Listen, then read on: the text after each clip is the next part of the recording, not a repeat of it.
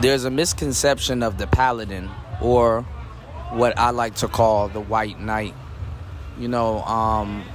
Is a big misconception. A lot of guys think that the White Knight or the Paladin or the simp or the beta male that orbits women is a guy that doesn't get women, but that's a big misconception. If you're around women, you're gonna get women eventually, whether you're alpha, beta, or bro, you could be a gamma male. I don't know, but one of the biggest misconceptions of the White Knight is a guy that even has a woman. He can have a wife or he can have a girlfriend. Doesn't really matter. You have a lot of guys that do listen to red pill content with their women, and it's a topic of conversation. A lot of times it's their women actually shit testing them, and they don't even realize it. The misconception of the White Knight, aka the Paladin, a pussy paladin, is that he has to be single, or he has to be going through certain things with women, or he has to be a beta male, or like I said, orbiting women, and that's not completely true. So when you have a man that listens to red pill content with his woman, you're gonna get these type of guys that kind of sit around with their women all day and binge watch red pill content, basically to say, hey baby, I'm not like that, when in a lot of cases they are like that. They're one breakup away from being like that, or they're one argument away from being like that. They're one disagreement from being like that. A lot of guys ain't like that towards their women until they get into an argument or a disagreement.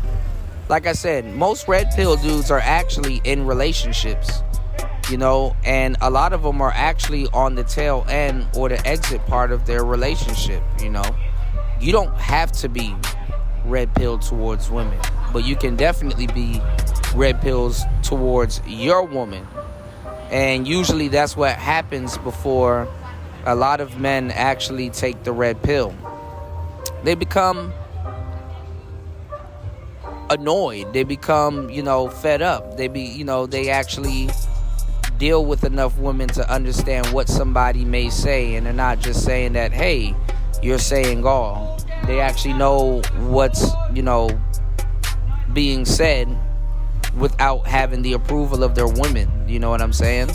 So a lot of times they get shit tested long term because they think that just because their women agree or disagrees with something, that they have to basically suck up to her and basically try to answer the question the way that she thinks that.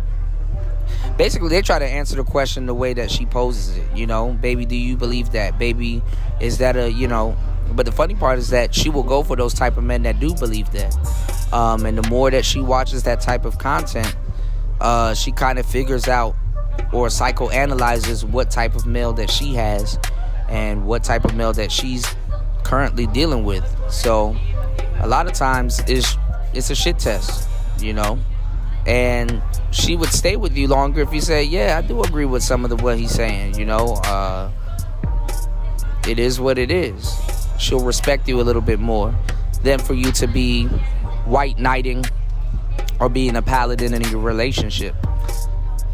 The trick to this type of conversation or to this type of shit test is that you already got her. You already got her. So what's the need to, suck up to her if you already have her? If you truly do have her. And a lot of men getting into this continuity of fighting for women that they already have. It's kind of sad to see, sad to hear, sad to watch. But it is a part of relationships. Pay attention. Remember, a lot of their shit tests are built on reassurance.